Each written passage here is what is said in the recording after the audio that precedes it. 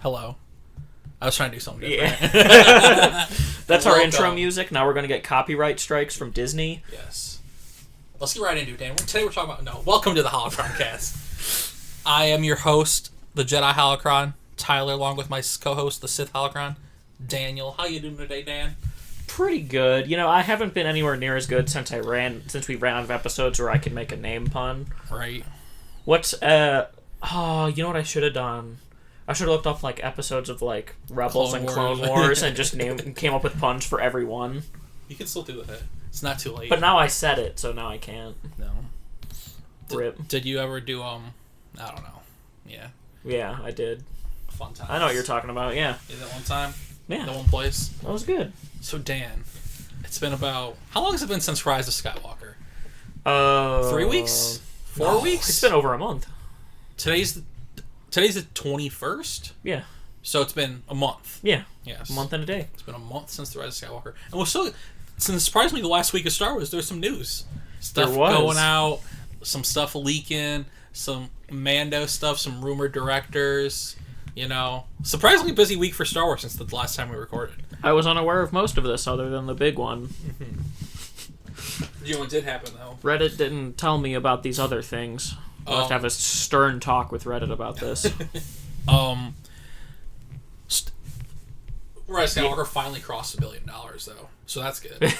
At long last. It wasn't at long last, but you knew it was going to cross $1 billion at some point. But... Right. Yeah. Now, my question will be is if the future Star Wars movies do. Well, we're not going to get one for a few years, so... And with some of these rumored directors that might be on it, and if those directors are directing, it'll make $1 billion. Hopefully they have a cohesive storyline. No, Star Wars can't happen. That's my main wish. Just put Filoni in charge. He'll make a cohesive storyline, goddammit. If we've learned anything from the Rise of Skywalker, they want to appeal to the worst of the Star Wars fans. So it'll be one movie, and then they'll be like, "Oh, let's try something different." Oh, and then to be fair, Last Jedi probably made more money than Rise of Skywalker. So true. I think they all progressively made less money, but yeah. Well, after Force Awakens, yeah. I assume Rise of Skywalker is going to make more money than Solo. I mean, everything's going to make more than Solo. Yeah. I mean, Rogue One, I assume. I don't know. I actually think it'd be funny if it didn't, though. That would be funny. That'd be good for the idea of telling Star Wars that you just can't cater to the fans. Yeah. Even if if you're never going to please everyone in Star Wars. Except especially that. I know we kind of Star talked Wars. about this the last few weeks, but you know. Especially in Star Wars. So just make a cohesive story, you know? Just make a story. The people who like it, they'll stay. The people that don't, they'll go away. No, they won't go away. They'll just pretend they're mad. Eventually, and pretend to boycott and then go see it. Eventually, though, they will stop complaining. Yeah. But they're all happy now because they liked Rise of Skywalker. Well, to be fair, we did too, but... But a lot of people also didn't like it, so they're still complaining. Yes. Everywhere. That's the rule of the internet, though. Everyone's always complaining about everything. Yes. If you make something and people aren't complaining about it, I almost feel like you did something wrong. Right? That's one of the most interesting things Rian Johnson said about his movie. He's like, if everybody likes my movie, that'd be bad. He's like, you know your movie's good when there's people on both sides so passionate about it that they hate it or you love it. Because if everyone likes something, then it just... The only way that can be accomplished is if, A, no one watched it to begin with, so no one cares either way, or B, it was just mediocre. Because it, tries to stretch so many ways. Yeah. Because no one's gonna... there's nothing that everyone likes. That's fair. Yeah, that's true. People complain about everything. We have, the three groups, the prequelists, the sequelists, and the original trilogyists. The sequelist is a very small group. I'm one of them. Even though I don't really like... I like Rise of Skywalker, but I have so many problems with it. You like it, but you don't love it. I don't love it. Well, I love all the Star Wars movies. Yeah. That's the thing, it's Star Wars, so, I love it, but also, man. they fucked up. Yeah, Still I feel my fourth favorite movie of the year, you know? Solo didn't, barely made my top 10 list, and I only put it in there because I felt like I had to for Star Wars. but in my top 10 list for 2017, 2018, whatever year that was, I, put at number 10, I put Solo / Blind Spotting, which is another movie I watched that year.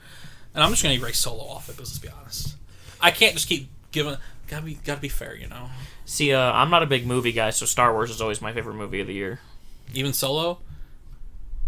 I think it was. You're telling me you liked Star Wars The Rise of Skywalker more than Jojo Rabbit? Jojo Rabbit was pretty good. Jojo Rabbit was pretty good, but Star Wars. My Star Wars bias is strong with the Force. And I'm not as into movies as you are. Yes. So I have way less competition. Would Jojo Rabbit be your number 3 then? Or would you put Jojo Rabbit above Endgame? I'd have to think about that one, like, seriously. Because you did like Jojo Rabbit, though, I right? really like Jojo Rabbit was incredible. and I really hate time travel. So that hurt Endgame to me. See, because Jojo was my number 1. And then a movie called Booksmart, then Endgame, and then Star Wars. No, I would never put Endgame above Rise, just for time travel. Just for time travel? I fucking hate time travel. Yeah. I know it's done well. Yeah. In Endgame. For the most part, until they have to explain it more.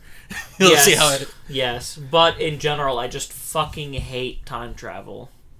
Unless you have something that already has no stakes to begin with. Unless it's Back to the Future, where that's the whole point of the movie. Yeah, exactly. Yeah, that's the other thing, is that it kind of has to be... Like, it depends on writing, but I just have that unnatural bias. Yeah. I get it. Time travel can fuck things up. Yeah, I've had bad experiences with time travel in fiction.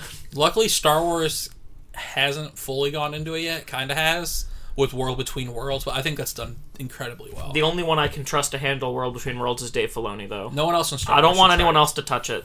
Please. And let's hope they don't.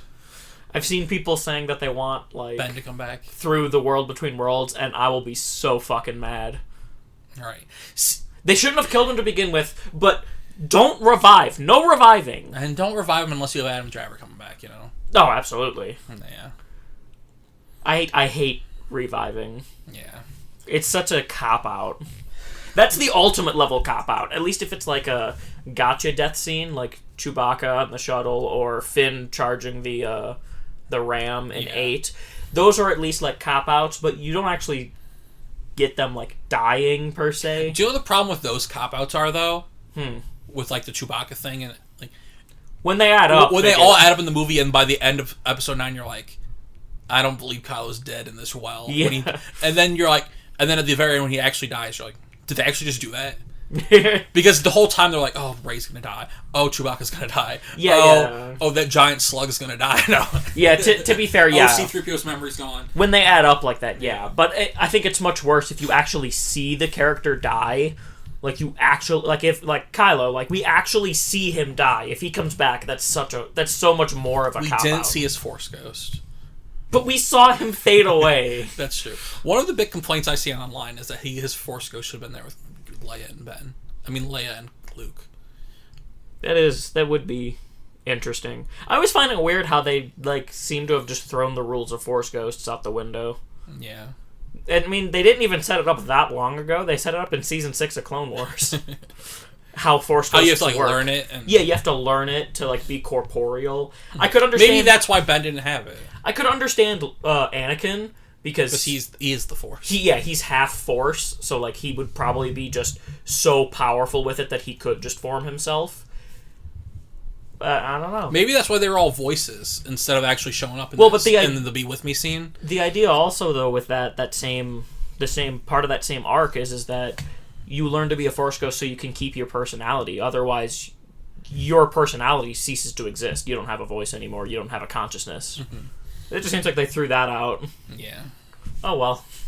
To be fair, that's why I'm almost at the point where, like, I'm excited for more Star Wars movies, but all the ancillary stuff, like, ties together more and sticks to the rules more, but it was, we're going to get some cool tie-ins in Clone Wars Season 7 for sure. Yeah, for sure. And instead of tying in characters that already exist in Red Skywalker, we're like, let's create new characters. Yeah. To be like, let's try some holdo maneuvers. Like, what are you guys, fucking suicide bombers now? Just to erase the Last Jedi, we're going to turn the Resistance into suicide bombers just because we're like, we got to be like, oh, At least Finn shot it down right away. Yeah. It's weird. Rise of Skywalker. That's the one thing that's good about Rise of Skywalker being so kind. It's not controversial. It's a fun movie, but it's also a deeply flawed movie is there's so much to talk about with it. I feel like whereas Last Jedi was like, it was either you loved it or you hated it, I feel like Rise of Skywalker is everyone has parts of it that they love and everyone has parts of it that they hate. Yeah.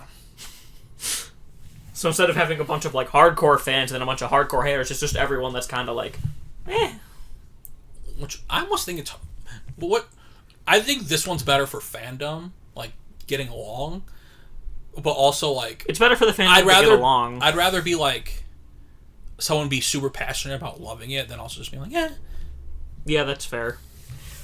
I mean, I've seen some people that really like Rise. I talk a lot of shit about Rise on this podcast lately. Yeah. Which honestly surprised me because... We're generally very positive. But I am, like... That's what we gotta talk about, you know. I love Last Jedi. Yeah. Second favorite Star Wars movie. Easily. And Rise pretty much confirmed that. Last Jedi, not perfect either, of course. Yeah, no. Canto Bite, you know. Yeah. We're going to do a deep dive into Last Jedi once we ever get back to the road to Skywalker. Yeah, for sure. Last through. That'll be exciting. I'm excited to get back to that in a few weeks, in like a few months or so, like a few weeks, you know. Yeah. Once everything settles down in the world of Star Wars. Because Last Jedi is going to be like a 3-hour podcast. Yeah, honestly. There's just so much to talk about there. And then, hopefully by then we haven't been talking... Because, like, right now we're still in the weeds. We're still talking about Rise. I don't think we'll ever stop talking about Rise. Like, I get on Twitter, there's still people talking about it, getting mad about stuff, you know? Well, remember, Last Jedi was a lot of the same way as well. Yeah. I don't think the Last Jedi thing will ever go away. Yeah. I think it helps now that another movie's come out. It does help attention to go away, but... That's the thing, is whatever's the newest is what gets the focus and what gets all the hate. Yeah. Some of the people that hated Last Jedi just don't talk about it anymore because that's not the new thing, so... Okay, Dan. I know we did a top 10 list of our top 10 moments. Yes. You can't... Obviously, we agreed on the Ben Solo and Han thing. Yes. Watch that video, please. Thank you. But, okay, favorite moment, worst moment from Rise of Skywalker. Plot-wise. And you can't say, oh, because we all agree the movie was rapid paced. Not that. Like, plot point. Like, as a plot point? As a or character moment. Favorite and least favorite. Is favorite still Kylo? Favorite is still Kylo and Han, easily. Yeah. Worst? Plot point you have the most problems with.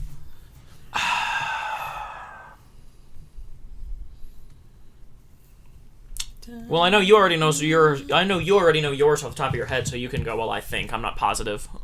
Yeah, my worst would probably be. The more I think about it, bringing Palpatine back in general. Really? Yes. I like that.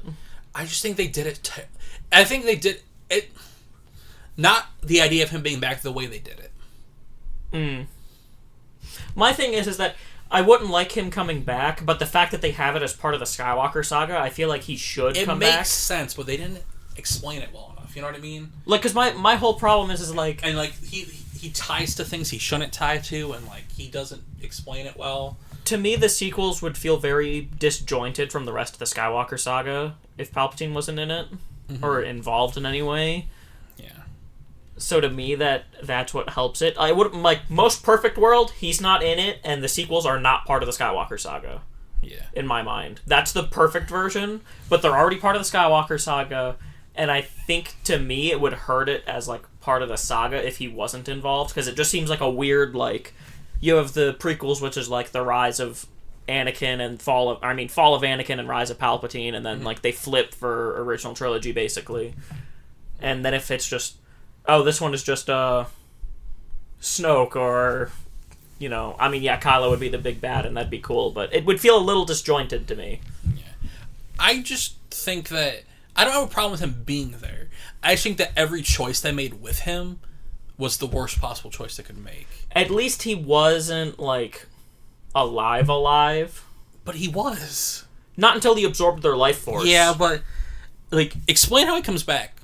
That'd help a lot. Yes. I don't like the idea of him, like, literally growing Snoke, like, in a fucking thing. Like, I like it more if he's, like, Snoke was, like, his apprentice, or, like, Snoke was, like, he was, like, manipulating Snoke. But, like, him, like, literally growing Snoke in test tubes, that's kind of weird. It's a little weird, but I don't have a problem with that, mostly because Snoke's not a character to begin with. Yeah, but like, I think it would have made Snoke... I don't know. It's just... I think it would have been interesting if Snoke was, like, an explorer on Mustafar who found the Black Ring and that, like, made him get, like, possessed. Yeah, but it's also weird that he's still growing Snokes. That like, is a little weird. Like, why do you need 3 Snokes? Like, if we see more than one, it's gonna be confusing. Like, I do like... Well, I think it's because they don't have a long shelf life. Yeah. I think they degrade really fast. And like, then I they think have to be like, oh, okay, new Snoke. Go find Kylo. I think that's probably why he looks different in Last Jedi in comparison to Force Awakens. Yeah. Like, he's... But to be fair, he was a holocron or a hologram. Hologram. But his shape was different, and his mouth was different. He had a lot of, like... Yeah. If you look at them side by side, they look very different. So I feel like that is why there was multiple Snokes there. And then the reason why there's 3 just sitting in that vat is because Snoke's dead, so there's no reason to have them. So that's just like the leftovers. Yeah, I guess. And he's just letting them rot. I do like the idea that Palpatine was controlling Snoke. Yes. Because I think that... Not growing him, though. But, like, I mean, like, if he was, like, an apprentice, that... Because I like the throne room scene in Last Jedi a lot better, knowing that it's Palpatine controlling him, because it makes Snoke's dialogue make a lot more sense. Yeah. Like, when he's like, I still think it makes sense, even without knowing Palpatine. Yeah, I mean, it's not that it doesn't make sense. I think it's just better, though, like, how he's, like... Because it just seems like Snoke's just such a fucking doofus. Yeah. Whereas, like, instead it's more of like, well, yeah, no shit, Kylo's hitting Snoke. That is his true enemy. I like it being, like, part of the plan, but, like, not, like, you know what I mean? Like, even if it's not, like, him growing him and, like him being, like, his apprentice or whatever, and him, like, that's his job. He's like, Palpatine's like, okay, you gotta die here. Not, like, saying it, but, like, he knows that's eventually gonna happen. Like Dooku?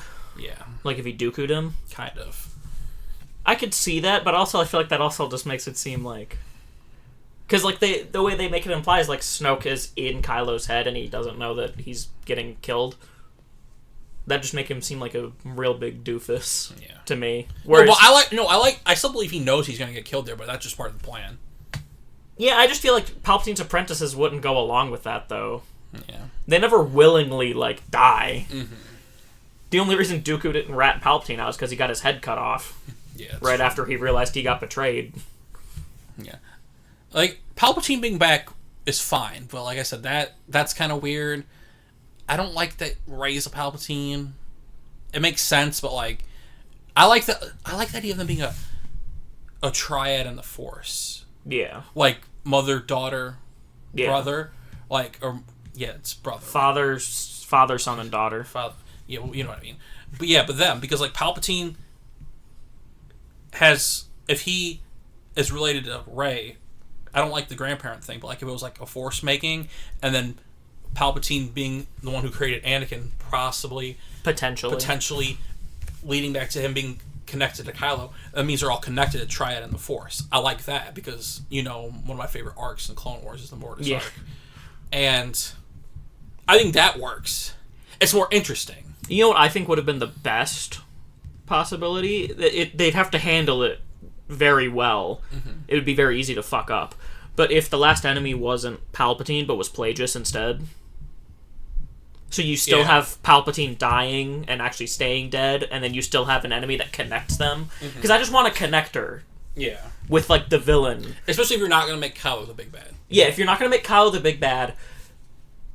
It can't just be like a random nobody that comes out of nowhere who's not connected to the rest of the saga if it's going to be part of the Skywalker saga. If the sequels aren't part of the Skywalker saga, yeah, have whoever the fuck you want as the villain. That's one of the biggest problems with the sequels in general. I feel like there wasn't enough, like, Force users. Like, there should have been a few more, like, Sith bad guys, or, like, lightsaber bad guys, and a few more, like, Jedi, like, random Jedi people. Well, it's just because they wanted to pander to the original trilogy.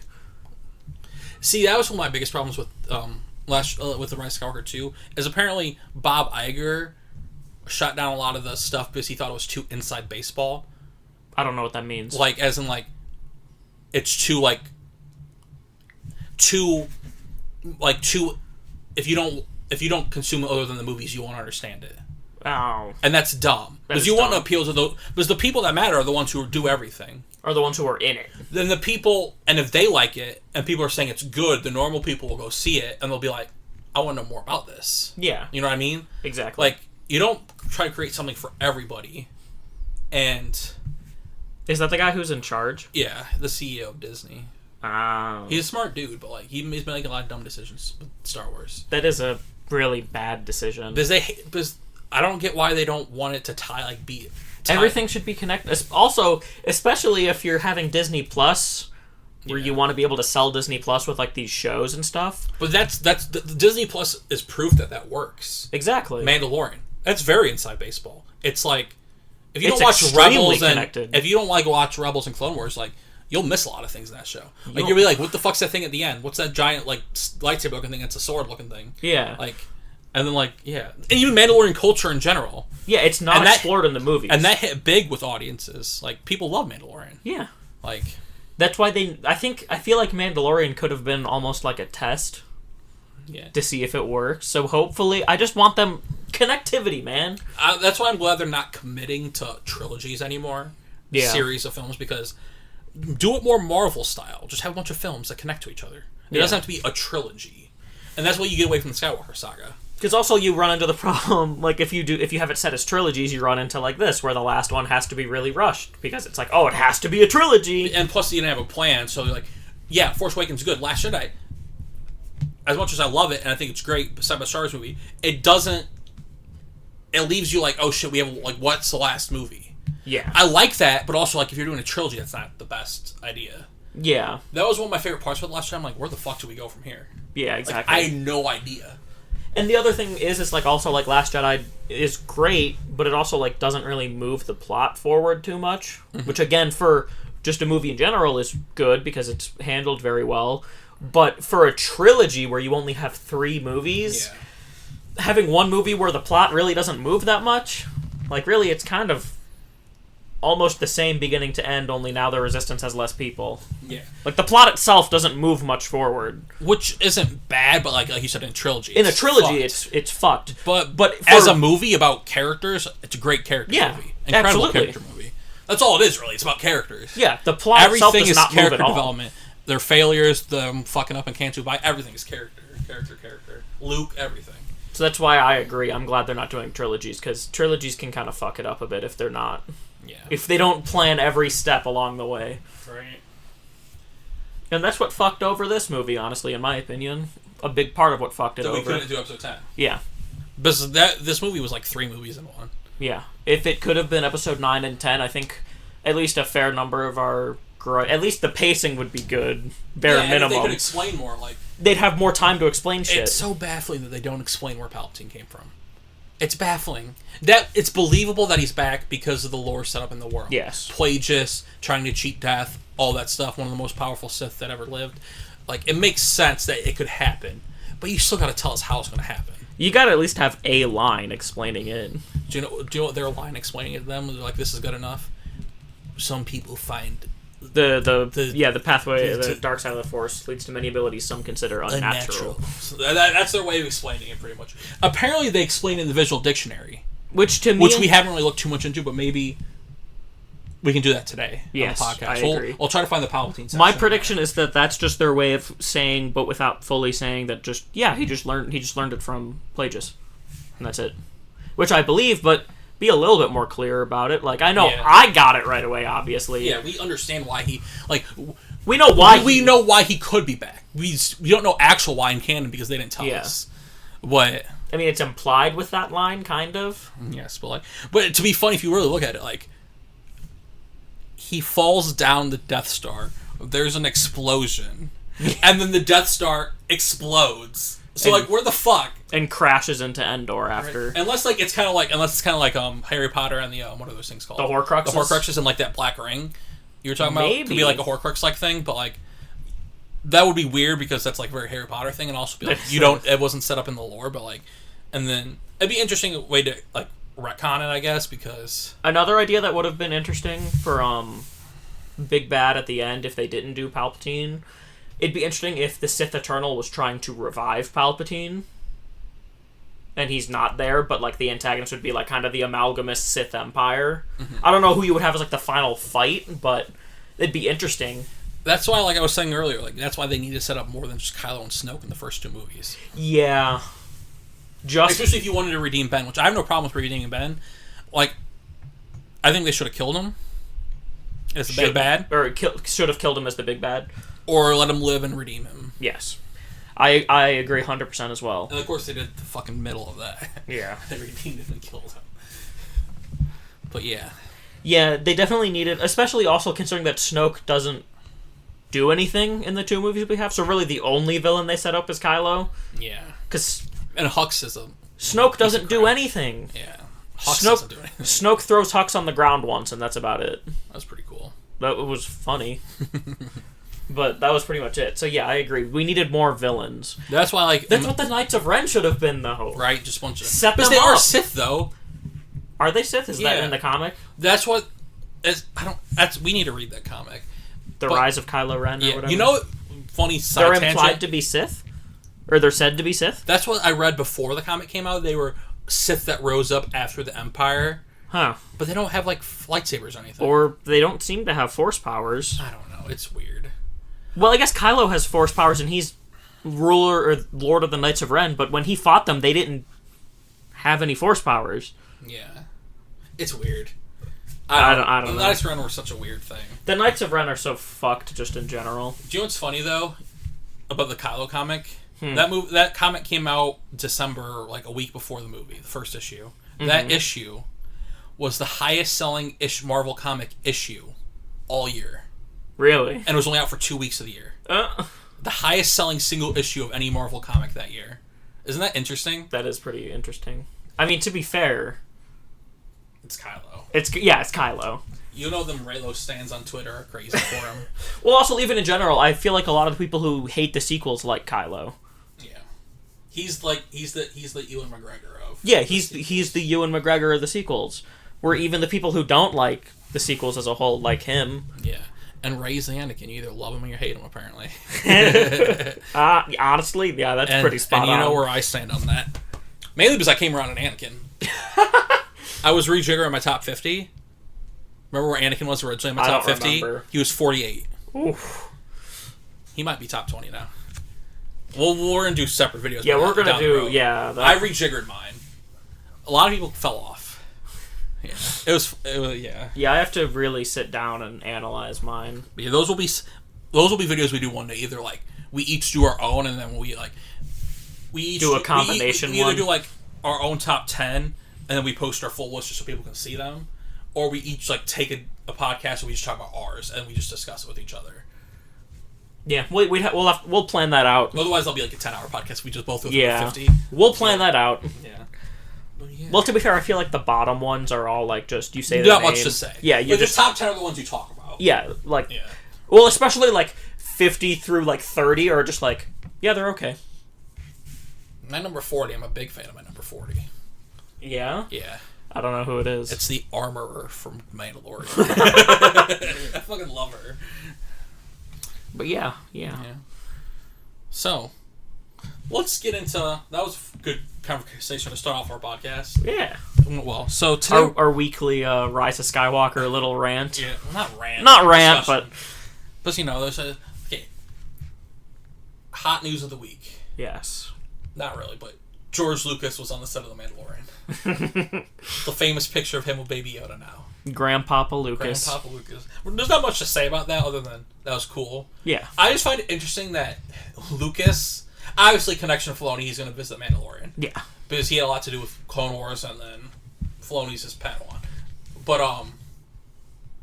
I don't think he visited the set of any of the sequel trilogy movies.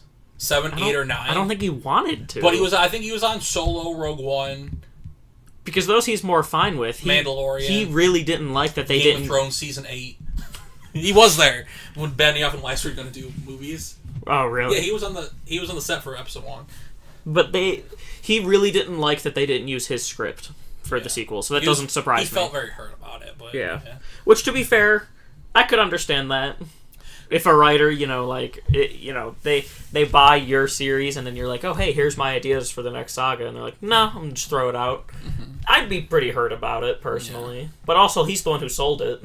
It's true. So, no use getting bitter about it. His story might have sucked, but at least it was a story. He had a plan. To be fair, though, I feel like it would have been worse. Mm-hmm. Because we wouldn't have Kylo and Rey's connection. Yeah. We gotta thank Ryan Johnson. I don't care what anyone says. Ryan Johnson, dude. If you had to tell me who ruined the sequel trilogy, I would say JJ every day till the rest of my life. I do not want JJ to work on Star Wars ever again. Or Chris Terrio. Never. Yeah, Force Awakens good. You can reboot the franchise. You do it with Star Trek. But after that, fuck off. I don't want him ever to touch a Star Wars movie ever again. Ever. What are your thoughts? Would you mind if JJ did another one? I wouldn't care one way or another, personally. Mainly because I think they'd have a better plan. Yeah.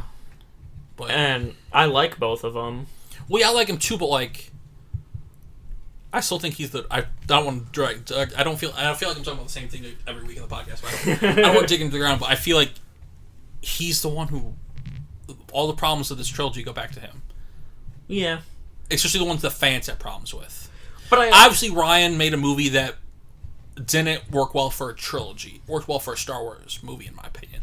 Didn't work well for the trilogy as telling a 3-part story that's cohesive, planned out.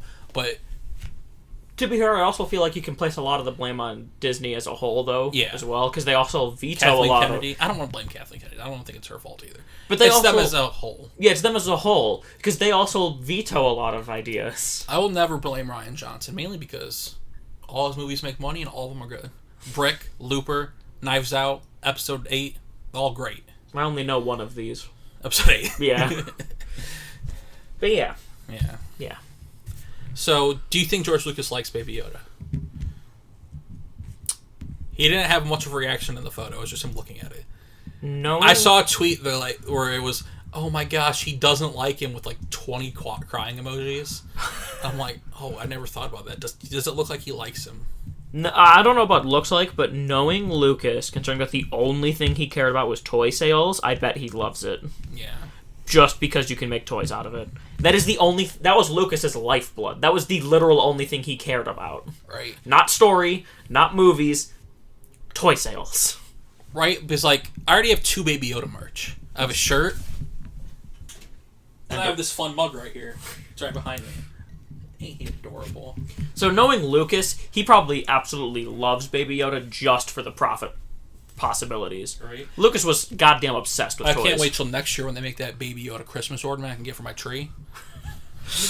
I can't wait until I give him a name. He'd be a brilliant tree topper. He would. It's like he's like little Christ right there, Baby Yoda. How do you think people would people rave as much about Mandalorian if it wasn't for Baby Yoda? I don't know. That's interesting. Obviously, us Star Wars fans would still love it, but I feel like the general public would not like. I still feel people like the Mando a lot. No, yeah, him absolutely. Well, I don't know. I think take Baby Yoda away. The with how much people have raved about it. Yeah. I feel like a big part of that can be traced back to Baby Yoda. So I feel like if he wasn't there, it'd be a lot. Obviously, people would still love it. Yeah, it's also kind of genius, too, because that species is so rare. The species is so rare, and they live for 900 years. Mm-hmm. You know how much the Baby Yoda puppet costs to make? How much? $5 million. Worthwhile decision.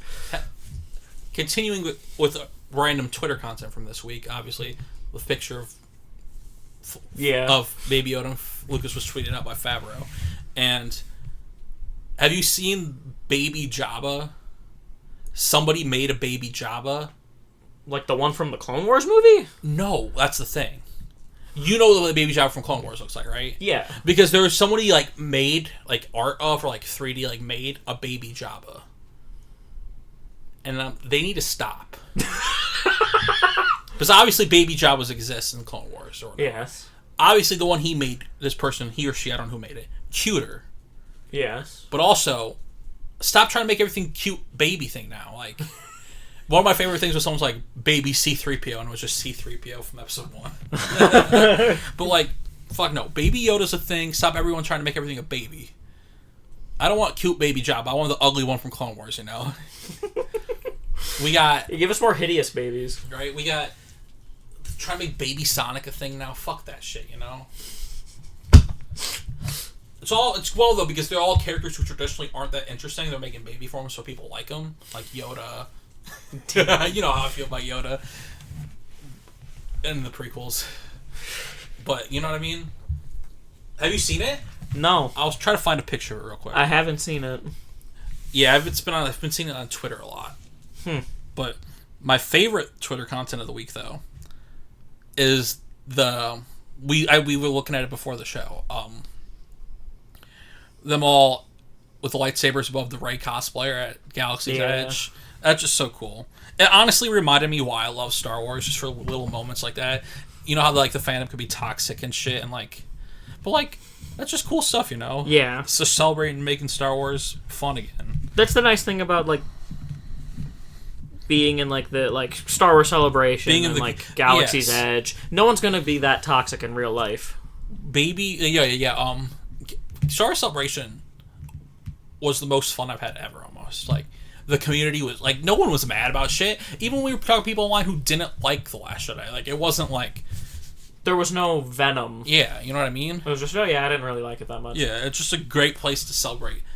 Because everyone who's there is there to celebrate. Mm-hmm. No one's there to just be toxic. And I mean, I'm sure if you dig far enough and ask literally every person there, I'm sure someone will be a little toxic. Yeah, but like the 501st people, like all those legions are the most like cool, fucking like down to earth, like the Mandalorian squad, and like there's no toxicity. Those are like, cool. I'm sure like they have problems with stuff, but like well, of course, celebrating Star Wars, man, that's what you do. Yeah. And I just love that moment, dude. It started making me tear up when I listened to it with the music a little. I'm like, oh, this is beautiful, man. Just because Rey, like I said, Rey gets crapped on too much. Okay, Baby Jabba, yes or no? Right? See, that's fine as like a fan art. I don't want that to be real, though. Exactly. But it's fine as like a fan art. Yeah. It's impressive. Mm-hmm. It's rather impressively made. Right.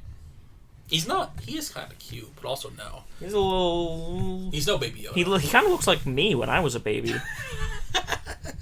I was a fat baby. But look at Baby Yoda right there next to him. Baby Yoda trumps him like a million times. Look at that adorable face. Look at that boy. Sweet, sweet boy. When do you think we'll get his name? Next season. I feel like most people will still just call him Baby Yoda. Probably. Though I like how many people think that it's actually Yoda. You know? I bet there are some people that actually think there's people call him Baby Yoda. Yeah. My sister thought he was actually Yoda. That's great. That's what they kind of need to hurry up and give him his name. Yeah. Because they do know his name. Yeah. Like Favreau and then Taika was tweeting about it. Well, that's also why they always brand him as the child right now and not Baby Yoda. Yeah, Disney and them have never referred to him as Baby Yoda. No, not at all. Yeah. Because that gets him into a little... that just seems a little weird to officially call him Baby Yoda. Child. The child. What do you think his name's going to start with a Y? I hope so. Yabba. Yabba, Baby Yabba. Baby Yabba. That'd be gross. What if it's, Yodaddle? Just combining Yoda and Yadel. Yodaddle. And then I think we need to get rid of Baby Yoda and bring Baby Jabba in the fold, you know? Fuck that. Yeah. Why not? That's grody. How's that grody? Well, he's named after his parents. No, his parents are Thrawn, Mandalorian, and Cara Dune. His mom and his dad. Adoptive. They will protect him. Talking about genetic parents. Thrawn and Ezra. That's your go-to That's theory. That's my go-to for everything now. Thrawn and Ezra fused together. Just in general, your go-to for everything. It's like a clownfish. One of them became a woman so they can reproduce. Yes, exactly. One of them became a Yoda. One of them became a Yoda. Will we ever get the name of their race? No. Their species? Probably not. Yeah. It'll just be that thing. What if they just term the species as Yoda? I don't like that. Because that's basically what it's called now. Females are called Yodas. Males are called Yodas, females are called Yaddles, and they're the Yodi species. The Yodi. The Yodi bears. Yeah. I don't like that. Because that's basically what they're referred to as now. They're just called the Yoda species. Give it a name. Children. Maybe they'll find like... The child species. Well, maybe they'll find like the planet that they originally came from or something. Mustafar? No. We know what Mustafarians look like. Do we though? Yeah. Yeah, we saw him in episode 9. And in something else. Vader Immortal, I think? I think so. I think they're in Vader Immortal. Yeah, that sounds about right. Mustafarans are a known race. As are Utapauans. They're from Utapau. They're from Utapau. What's the... Naboo... No, I think... Nubians? Yeah, I think Naboo is Nubian. Yeah, that sounds about right. That's weird. Coruscantian? Croissantian? Croissant. Croissant. I am a croissantian. What is the name of Kaz's species? Doofus? Hosnian Primian? Anemic? Anemic. Anemic. We finally watched Resistance. Season 1 of Resistance. Yes. We're going to talk about both seasons coming up here because the season finale for 2 is this weekend. And we're going to try to catch up in time. We're going to watch a fuck ton of episodes after we record this. Yeah. And all I'm going to say now, this cast sucks. He makes, like... He's literally the... There was never anything, like, super wrong with Ezra. But he was generally lower for both of us on our... Obviously, he was, like, the least interesting of, like, the Phoenix Squad. Yeah. I'm actually coming around on Ezra, though. Ezra in the later seasons gets better. The first 2 seasons, he's kind of rough. But even the first 2 seasons, Ezra, Kaz makes early Rebels Aladdin hair Ezra look like a saint. The problem with Kaz, he's very Jar Jar-y. Yes, that is what I see shades of Jar Jar. Granted, it's for kids, so obviously I don't have a problem. Like, I don't hate him. No, I don't. I don't, but like, he also gives credence to my theory that you can't make a good animated protagonist. I'm yet to see a show where the protagonist in like an animated show or anime blows me away. Would you say that Ahsoka is the protagonist of Clone Wars? If that's the case, that's a yes. Her and Anakin. Her and Annie. If she counts, she's the best. That's my far. favorite version of Anakin. Yeah. But like, leave it to Filoni. Like I don't, or is it because like in most animes and animated cartoons, like they always make the supporting cast so good that the I think that's what it. I think that's the problem, honestly. Because the big problem is that I feel like with animated shows, they try to make the protagonist like the everyday guy. It's the same thing as like if you try to pander to everyone, because they want to make the main character likable by everyone, but by making them likable to everyone, no one loves them. Right. You know what I mean? I feel like animated shows have that problem a lot, where they try to make the main character like... Yeah. They end up being bland because they try to make them just... Everyone the goody can like two-shoe. them. Yeah. I'm a good guy. Whereas they make all the other characters have like depth. And they're like really annoying at first because they don't understand that they're doing the wrong thing. Yeah. Like Aang and all those guys. I fucking hate them. I don't know about hate. Do you like Aang? I know this. I like him by the end. He's fine. He's the most fine. That's what I mean, though. That's the thing with protagonists. I could give 2 shits about him. They're always very like middle of the road, I feel. Same with Ed. Yeah, I like Ed better because at least Ed gets the shit. Ed's up there. Ed gets the shit kicked out of him a lot, which I like. We're talking about Full Metal Alchemist, Brotherhood. And then like Ezra, fine. Ezra's fine. Cass, Garbo. Cass is pretty garbage. The guy from One Punch Man's fine. Saitama. Yeah, he's fine. He's higher because there's... But also, like, the dude on the bike in that show's the best. Well, also with One Punch Man, it's a little different because it's a parody. Yeah. So it kind of has different... Deku's fine. Deku's fine. I don't watch a lot of animated shows. That's some. Pretty much all of them. See, the only animated show where I like the protagonists are my favorite are in the singing one I watch on Netflix, Carol and Tuesday. Christ. But like they're never like top 5. I like Saitama as the parody of that. Yeah. Where he's like almost kind of intentionally sort of bland. Yeah. That works because that's like the point. Yeah, it's a parody.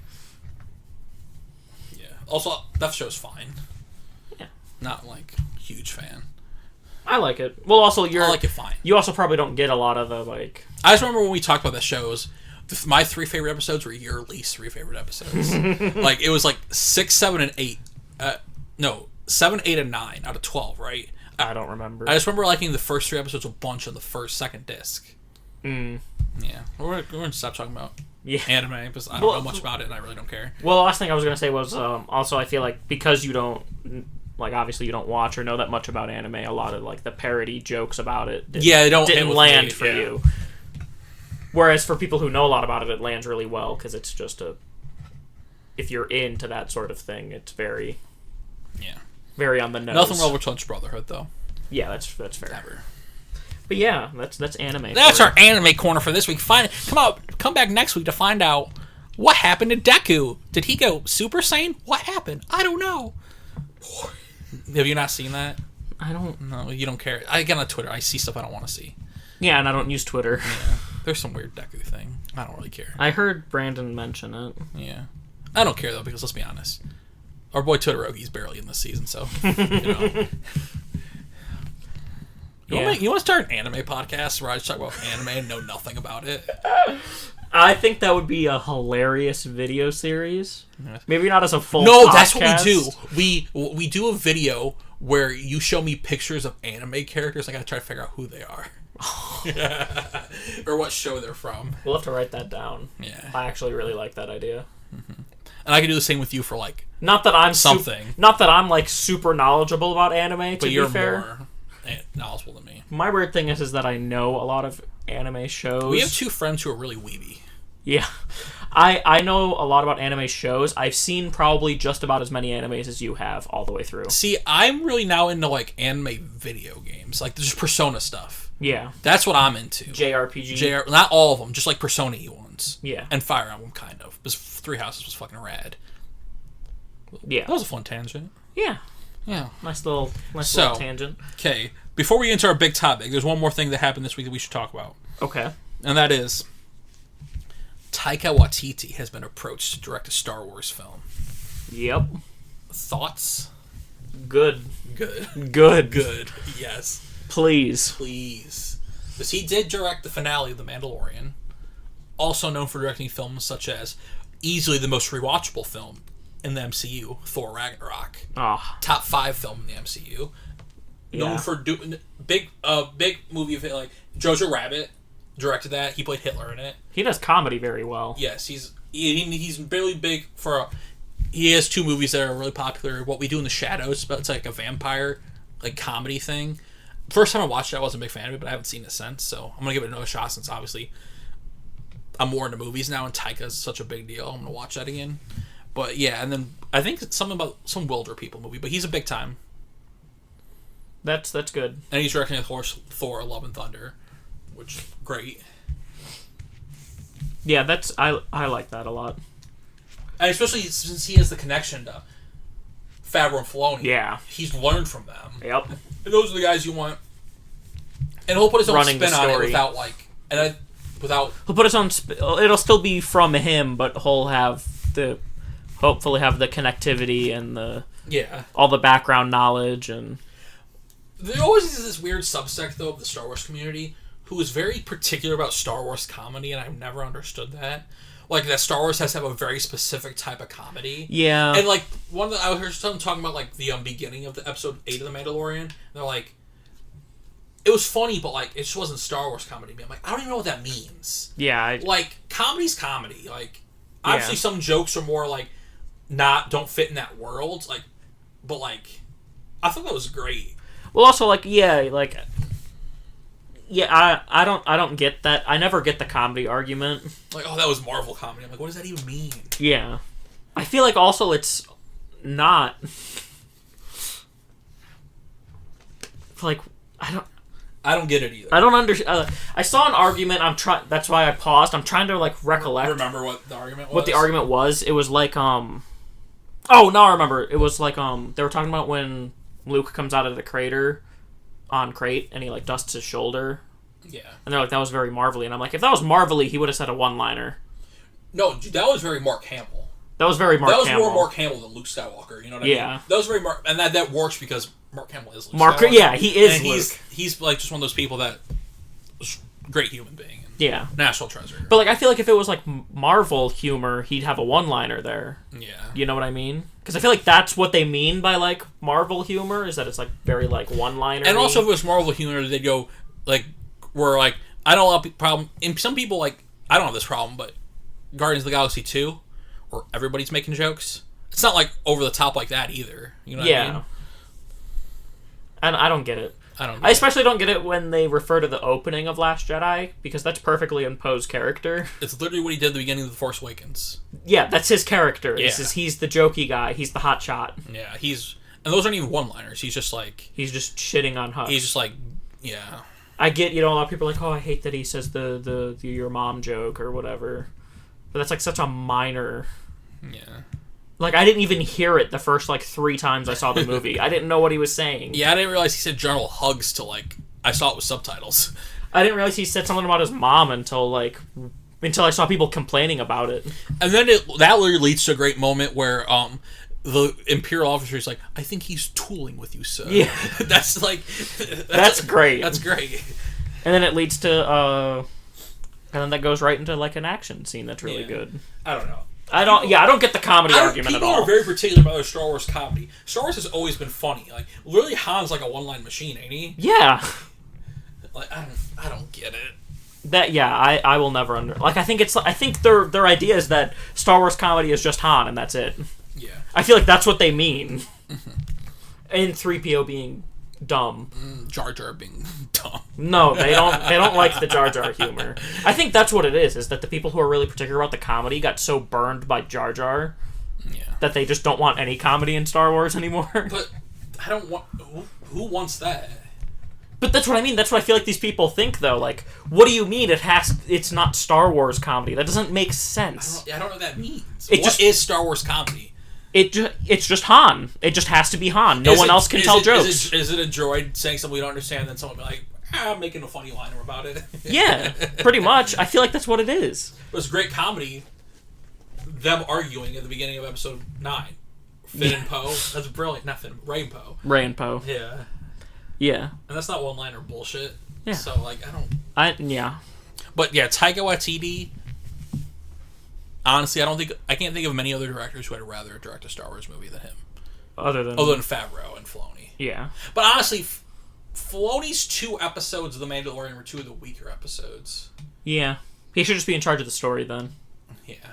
But also he's not really like much experienced in the live action. And also it was a TV show again. It's not like episodes will be like episodes that are slower. Like if it was a movie it'd be different. But yeah. I still want Filoni to be more involved in everything, so yes. Head of creative, of course. Head of creative.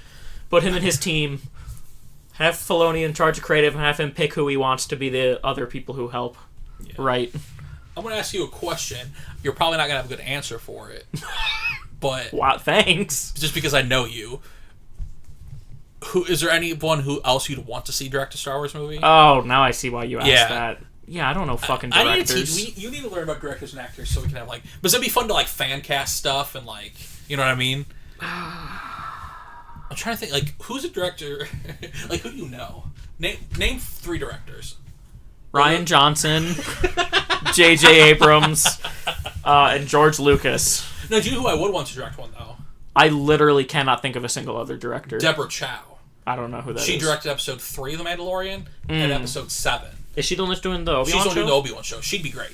Literally anyone who directed a Mandalorian episode. Yeah. Except maybe, what's her name? Because I think she needs more under her belt. Ron Howard's daughter. Dice Perales Howard. She directed episode 4, which I loved. But, like, I don't know if she's ready for a film. But Deborah Chow, give her a film. Yeah, that's fair. I literally can't name any other directors. The Russo brothers would be cool. The ones who direct all the Avengers movies and, like, Civil War. Because they love Star Wars. They'd be cool. See them direct one. Yeah. Obviously, like, some of my favorite directors, I don't like... Some of them, like, wouldn't fit. Like, Christopher Nolan. I don't want him directing Star Wars. He just make your cool movies on the side, you know? Yeah. Who else is it? Greta Gerwig would be interesting. She directs a lot of weird, like a lot of coming-of-age stories and stuff. I think she'd be interesting. I don't know if she'd want to direct a Star Wars movie, but she directed Little Women, Lady Bird, and she's directing a Barbie movie. A Barbie movie. And the only reason I would see the Barbie movie is because she's directing it. You know what I mean? Is it rated R? No. Oh, then I don't care. I don't know. If it's not a gritty reboot of a children's cartoon, then I don't care. I don't know what it even is, though. Is it like is it like remember the Disney Channel original movie where the Barbie comes to life or whatever? Or like... No. I don't know. Was this before I don't know. time? I don't know if it was a DC original... How do you say those Disney Channel original movie? DCOM? DCOM, but yeah. Is that the sequel to XCOM? Yes, DCOM. I would like, What, Papa Lucas? No. I want the next Star Wars movie to be a Martin Scorsese picture. Is it bad that I only know him as a director because we shit on the word picture all the time? Yeah. I'm not a big movie guy. I'm even having problems coming up with someone who could direct a Star Wars movie, and I love movies. I would still love, like, a horror movie. Like a Star Wars horror movie. It'd have to be the right story. Yeah. I want... Actually, no, I don't know if you knew this. Do you remember how Doctor Strange and... The new Doctor Strange movie, I forgot what it's called. And the Multiverse of Madness? Yeah. Was... The director parted ways because they had creative differences, and he originally said it was going to be like more of a horror movie, and then they came out a little later and said it's really not going to be that much of a horror movie, and then he left the project for creative differences, so that's fucked. I was really excited for that one. Now, see, I don't like horror movies. Now I'm just like, fuck, all I care about is the Eternals and Thor: Love and Thunder. I don't like horror movies. Yeah. It'd have to be the right... Like a stormtrooper caught in a forest, like... Yeah, if it was like Ewok Hunt. Yeah, it'd be cool. Like a stormtrooper, like... There's a book about it that's pretty good. People are saying there's like a horror book where a stormtrooper gets like, someone's hunting a stormtrooper or getting hunted by stormtroopers, but like elite stormtroopers, obviously, because like regular stormtroopers aren't scary. Yeah, I want one where it's like a Jedi Padawan trying to survive like Grievous hunting them or something. That'd be pretty cool because Grievous can be intimidating. I know he's a joke and the stuff that we've seen, but if handled right, it could be very scary. Because from a Padawan's perspective, he's fucking terrifying. Yeah, like a little 11-year-old kid. I mean, Ahsoka never beat him, and Ahsoka kicks a lot of ass. She does. Yeah, I mean, I want a Star Wars movie or show of every type of. Like The Office and the Death Star. Yeah, because Star Wars is such a big universe that you could make any form of content. But they don't want it. They want every movie to be the same, though. Yeah. That's the problem with the fans. Well, fuck the toxic fandom. Yeah. You know? I'd love an Office in the Death Star. That'd be great. Do you know who'd be a cool director? Who? The guy who directs the Kingsman movies, Matthew Vaughn. A very stylized, I think he could do a good, yeah. Star Wars movie.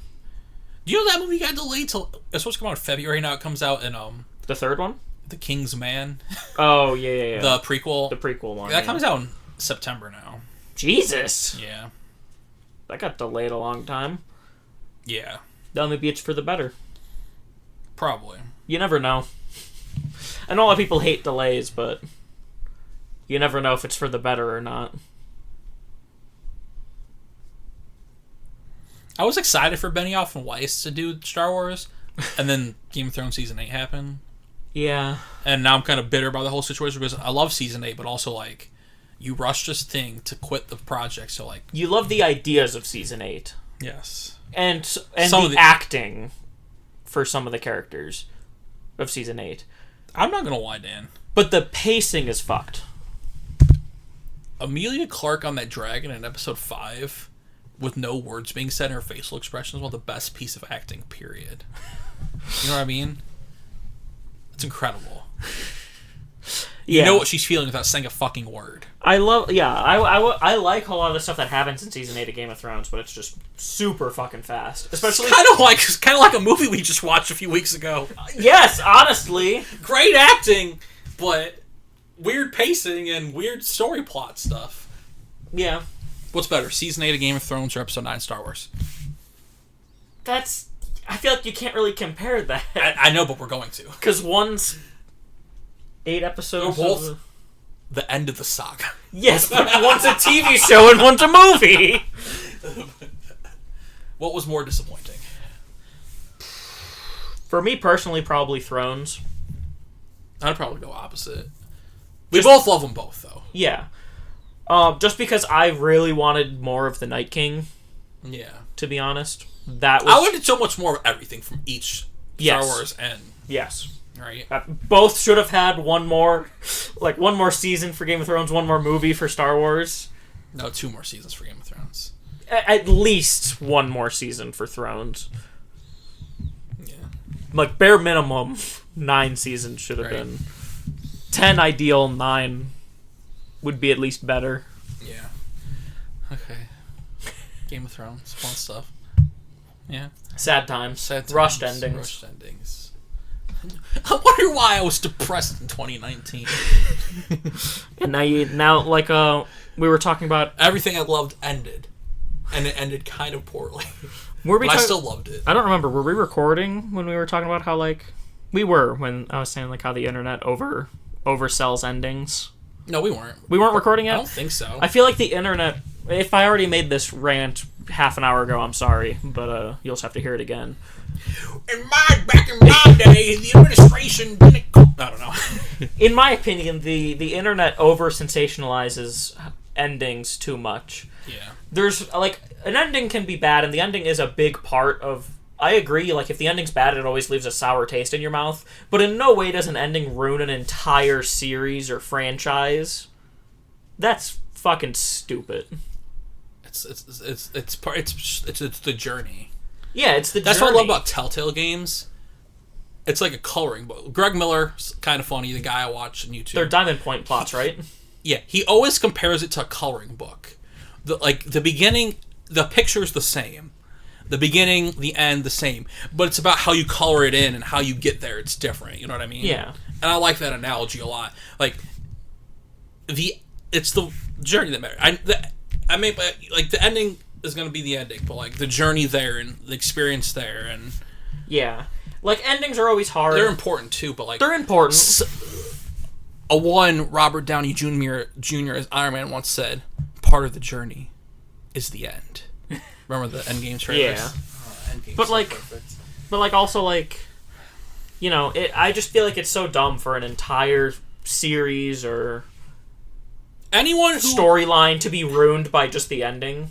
Yeah. You can, it's okay to hate the ending, and yes, the ending is super important, but it's not so important that it just cripples the whole thing and especially just ruins it. Especially with something you've spent so much time with. Yeah, especially, yeah. If it's a short thing, sure. People who said Rian Johnson ruined Star Wars for them because one movie you didn't like, I'm like... How can you let one... You let one movie out of 8 movies, 3 animated shows, a bunch of books, a bunch of comics, a bunch of video games. You let it all get ruined by one movie you didn't like.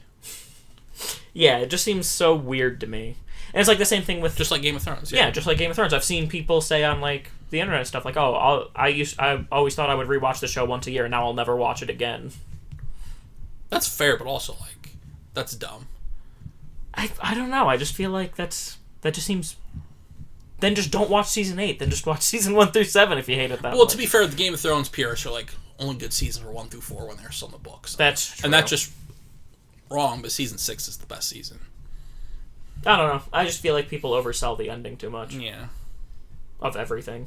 Yeah. Name a great ending to anything. We play video games. Video games generally for not having good endings. Video games are what? Video games are known for not having great endings. Yeah, video games generally don't. And and video games are the pure definition of the journey, not the end, because it's the playing it and going through the game. Yeah. The only endings that seriously stick out for me in video games are The Last of Us, The Walking Dead, and BioShock Infinite, because it fucking blew my mind the first time I played it. But there's not video game endings that stick out. You just beat a boss, and they teach you a new mechanic that you haven't used all game to fight that boss. Or it's setting up a sequel. Yeah. Video games do not ever really have video games are the definition of about the journey. Yeah, 100%. Yeah. That's why I'll never Yeah. Yeah. Then endings are so fucking hard to land. Mm-hmm. To be fair, endings are hard. How do you wrap everything up perfectly? You never will. Yeah. I'm sure there's something out there that has, perfect ending, but I don't know. Just seems strange to me. Full Metal Alchemist Brotherhood, Daddy brings everybody back. Perfect. I don't even know if that's the end. I don't even remember. That's not how it ends. I know how it ends, but it's towards the end. But that did happen. Yeah. He became everyone's daddy. I like how you called him daddy, as if people will know who you're talking about. People watching this, like the 7 people that watch us who are friends who probably aren't watching it, are like, they know. I'm talking future tense here, future Tyler. I'm not future. Yeah, it's on the internet forever. We should future-proof this. Yeah, rest in peace, our friend Dan. He's gone. Rest in peace. Future-proofing. I'm right. I'm future-proofing. Oh, you'll be dead one day. Rest in peace, Ty. That's what they do on the Kind of Funny. They're like, when the person's not there, they're like, rest in peace. Oh, we're future-proofing. It's a joke. It's a... Christ. Rest in peace, Ty. You're the Force Ghost. Star Wars podcast. So I am the Force Ghost. Boom. Boom. Boom. Boom. Okay, Dan. Ready for the big topic of the show? An hour in, yeah. Yeah. I'm really enjoying today's podcast. Yeah, I agree. This has been one of our better ones, I think. It was flowing conversation. I wasn't nervous at all. Colin Trevorrow, the original director for episode 9. Script leaks. What's it called? Duel of the Fates. What do you think of that name? It's fine. I don't love it. Yeah, I don't. But also, I think Rise of Skywalker is a weird name for 9, considering Rise of Skywalker died. Rise of Skywalker is a good name. Weird name for that movie. That's why I still love the full episode 1 and episode 9. Yeah. But yes, his script leaked on the internet. We're not 100% confirming this is the actual script that he wrote. But it's been highly speculated, and some big people in Hollywood have gotten their hands, who have been putting this out, are reliable enough to know that it's possible they could have got their hands on the script. And honestly, if you're Colin Trevorrow, and Disney they didn't end on the greatest terms, and you're seeing the reaction to this movie, it's very possible he might have leaked his own script. Yeah. Mainly just to get back in the good graces of people. Because honestly, we haven't actually read the script, because that'd be a lot. That takes a long time. We still have normal lives and jobs to do and stuff. And that script, haven't had time to read it scene by scene, but the big plot points, the big stuff, I kind of like it. I think it could be possibly better than The Last Jedi. Not The Last Jedi. Than Rise of Skywalker. Better than Rise. No, I don't think it's necessarily going to be... Could have been better, because execution's everything. But yes. also, that's why... The ideas. I feel like if you combine some of the ideas in 9 with some of the ideas in this, it could be really good. Really good, yeah. That's the other thing also. It's so hard to compare, well, yeah, no shit. No shit to a lot of people. This script sounds a lot better than Rise of Skywalker, because execution, and also because Rise of Skywalker wasn't really. I don't know what Rise of Skywalker was trying to do. Honestly, appeal to everybody, make the neckbeards happy. At least they didn't go full circle, because full circle of making the neckbeards happy would be Luke coming back. I would walk. I probably wouldn't have. I always say that. I'd walk to the theater, but I would have been seriously mad if that happened. That's Death Star level stuff right there. Yeah. Yeah. So we're going to get into this in a minute, but I want to take a short break. Okay. I'm going to pause. I just need some water. Okay. We'll be back in a sec. Yeah. Yeah. I cut you off mid-word. Oh, well. Wow. Had to get some refreshments, and now we're back. Little what's the sustenance? Term? Cottonmouth? Is that the term? The bad guy from season 1 of Jessica Jones? No, what? His name was Cottonmouth. Oh, that's the term when you're really thirsty. Your mouth's really dry. I've never heard that, but... My parents have said it before. Mm-hmm. I don't know. Well, yeah. Okay. So, Duel of the Fates. Star Wars Episode 9, Duel of the Fates. Yes. We're a little late on this because it broke right after we recorded our last episode. Yeah. But we're going to go through some of the plot points and just talk about them. Is there a particular plot point that you particularly like about it? Well, remember, I read some other bullshit fake one, so I actually don't know this one. Oh, okay.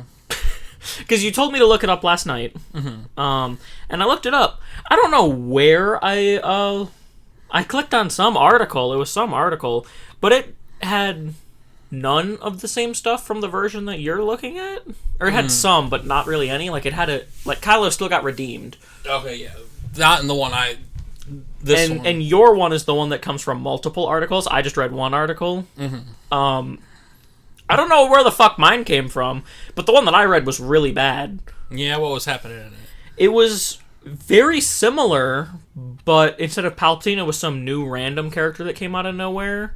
What was his? You remember his name? It was a she, and it was like, I don't remember what it was, but it makes because Kylo still gets redeemed, but it makes it so much more like less believable because he stays evil until the very end. Like even after Leia dies, he has like a little confrontation with Han and still stays evil. Like episode 9 where he dies on the. Where she died. Wait, did she die trying to reach him still in that one? No, I don't think so. Well, it was like bullet points, so it wasn't like beat for beat, and it was like whoever the new antagonist was about to kill Rey, and Kylo jumped in front of it basically. But like it was like so much less believable because nothing got through to him. He was still evil the whole movie. Like his mom dying didn't really make him turn good. He talked like to Han, and it didn't really make him turn good. He, like, Force Ghost went and talked to him. He didn't turn good. So, like, he didn't turn good for anything until the very end. So it just seems, like, very unbelievable. Yeah. And then, like, it has, like, a bunch of weird, like... I didn't... What were Rose, Poe, and Finn doing in this one? Rose, they were stealing a dreadnought. Okay, yeah, this is definitely different. A First Order dreadnought. The one that's been circulating. And the final fight takes place on, like, a Jedi communication spire or something. Okay. And the whole movie, Rey has a new lightsaber. Yes, that's known about the one. That one, yeah. She has a double-sided lightsaber made from her staff and Luke's lightsaber. Yeah, there were some beats that were the same. So I just find that really weird. Yeah. And it was really bad, the version I read. It just seemed like shittier version of what we got. This one seems like more of a sequel to Episode 8. Yeah. There's a lot of fun things that, like, happened in 9 already, but like some of this stuff I like. Some of the stuff is interesting. We'll start out at the beginning. So this is the quote unquote official leak. It's not official, but mine was like a fanfic leak. Yeah, this is the one that's been cited by multiple sources. Yeah, this is the popular one. And yeah, so I think one of the beginning. It's interesting to me that stands out is that Rey, Poe, and BB-8 are together, and Finn and Rose are off together again. It doesn't bring them all back together. Yeah. And, which I think is probably the reason they probably changed it to, is they wanted Finn to be with Rey, probably. But I do like what it says here. Rey, Poe, and Finn and BB-8 are training, but they're also looking for ways to fix the Jedi. Wait, you said Finn? No, Rey, Poe, and BB-8. Oh, okay. Are trying to find ways to fix the Jedi. They're out going from planet to planet, trying to find like Jedi stuff and like Rey's training, of course, and then they're trying to figure out a way to rebuild the Jedi Order, but fix it. I kind of like that. Interesting. Yeah. Well, I'm just trying to like process. That's why I'm not saying. Yeah, I like that. Because it feels like at the end they were kind of trying to push Rey and Poe together with that, like, hi. That just feels more natural of like what would happen after Episode 8, but it also feels weird that Finn would not be with them.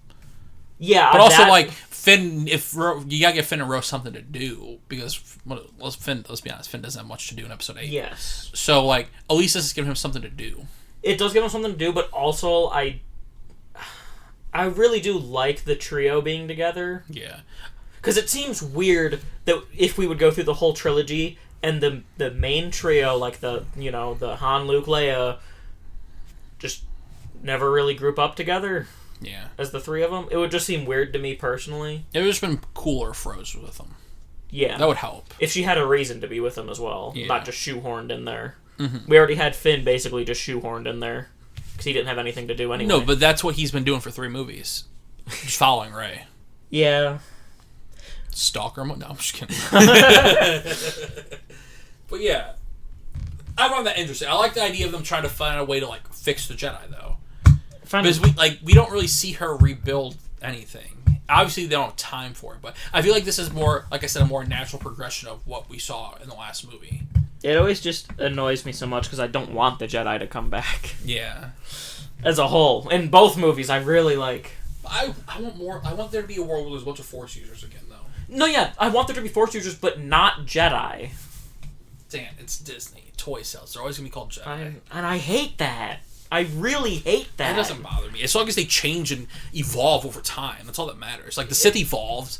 It bothers me a lot. The problem is the Jedi. They never evolved. The Sith at least evolved. Tried to evolve. The problem that they should call it like Jedi something, like New Jedi then.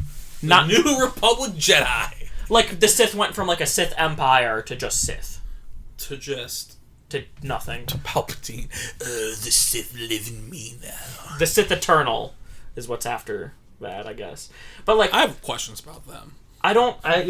For me personally, I just change them. Like they can still have the word Jedi in there. Just add something to it to like help signify that it's a new order and that it's different. The Skywalkers. That's what I would have wanted. Call them the Skywalkers. That's brandable. Maybe that I think that's a way they could make. They can still do that if they ever continue the trilogy, and Rey taking that last name is more like I'm a Skywalker, as in like I'm a Jedi.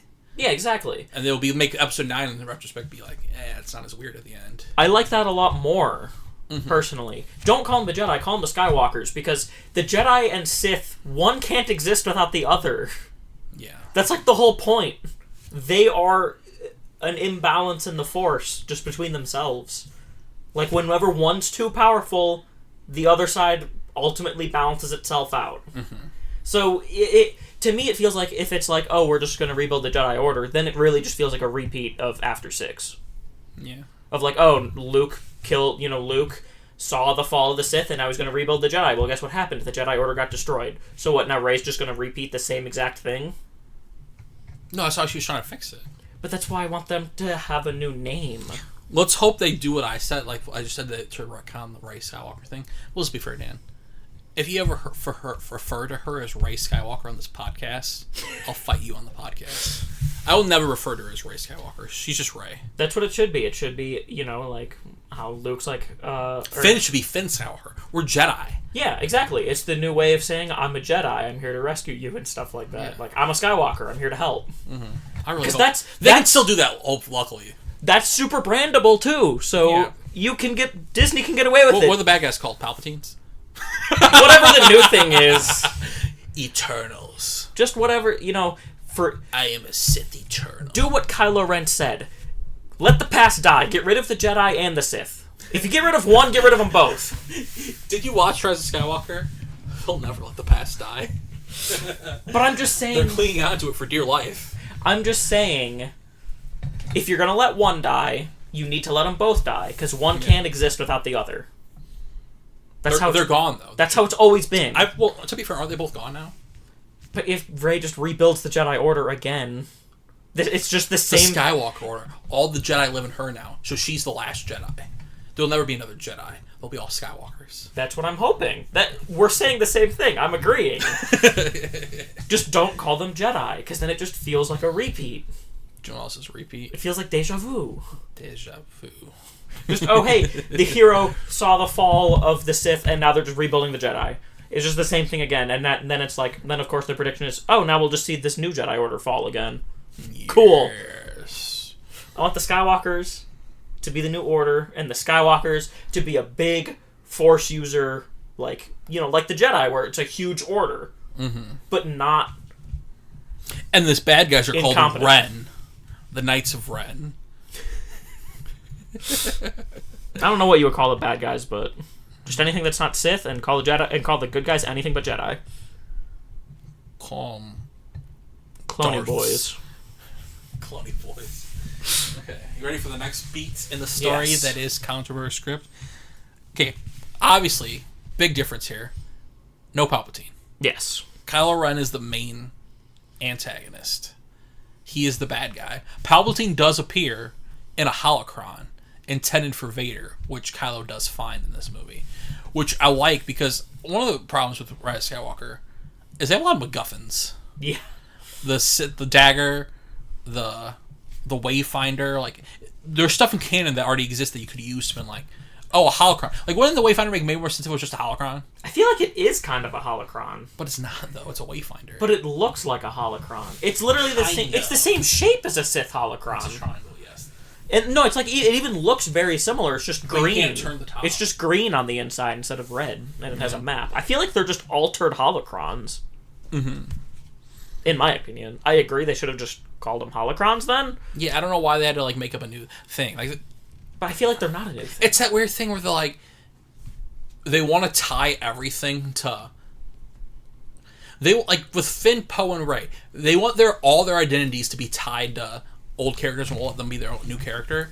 You know what I mean? Like Rey has to have every fucking relic from every fucking like she has the Falcon, she has Luke's lightsaber. Like, let's let her be your own fucking character. And like now you're just like you can connect with stuff from the other world, but no, we're gonna make a Wayfinder. We're gonna make this random dagger with a language that no one can read. like it's just weird.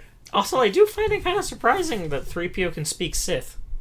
He can speak all languages. Where did he get access to speak Sith? It's in. I don't know. How did the little slave boy Anakin get access to the Sith language? That's a good question. It's already kind of weird that he has access to a translator that has, 45 bajillion languages. Real question: if it's in, Anakin made 3PO, but you just assume the parts he used for his brain came from somewhere else. That's why he knew all that, because he said it's in his memory banks. He said but he can't say it though. Yeah, because of the Republic forbid it. Oh, the Republic did that. That's what he said. I don't think he said Republic. He did. He said the Republic outlawed it. He was going on that little history lesson when the sandworm was coming up. It's almost like he said manufacturer settings. Did he actually say that, or am I just... No, he said it was made a law by... Oh. He said some government, and I think it was Republic. Mm-hmm. He said someone outlawed it. We should go see Rise of Skywalker again. But he says in episode 1 that he's fluent in all those forms of communication, so Anakin had access to that. Yeah. Good for you, Anakin.